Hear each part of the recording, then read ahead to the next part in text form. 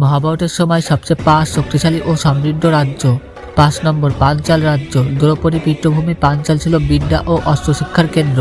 বিখ্যাত গুরু দক্ষিণা, একাধিক যুদ্ধশালা এবং কারিগরি দক্ষতার জন্য রাজ্যটি ছিল অত্যন্ত ধনী। 4 নম্বর দ্বারকা। সমুদ্র বন্দর হওয়ায় দ্বারকায় ছিল অগাধ সম্পদের ভাণ্ডার।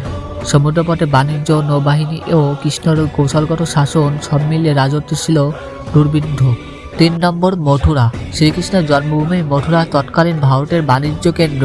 রেশম, মশলা, স্বর্ণ, ঘোড়ায় ব্যবসায় মথুরা পুরো আর্যভট্টের ছিল সেরা। 2 নম্বর ইন্দ্রপ্রস্থ। পাণ্ডবদের নির্মিত ইন্দ্রপ্রস্থ ছিল স্বর্ণময় রাজ্য। উন্নত স্থাপত্য, যজ্ঞশালা, বাণিজ্য পথ আর শ্রীকৃষ্ণের আশীর্বাদে সমৃদ্ধ ছিল এই নগরী। 1 নম্বর হস্তিনাপুর। কুরুবংশের রাজধানী হস্তিনাপুর ছিল রাজনীতি, সামরিক ক্ষমতা এবং ধনসম্পদের বিশালতম কেন্দ্র। গঙ্গার তীরে অবস্থানের কারণে বাণিজ্য, কৃষি ও সেনাশক্তি 3 দিকে ছিল অপরাজয়। এরকম ভিডিও যদি পছন্দ হয় তাহলে সাবস্ক্রাইব করে পাশে থাকুন। হরে কৃষ্ণ।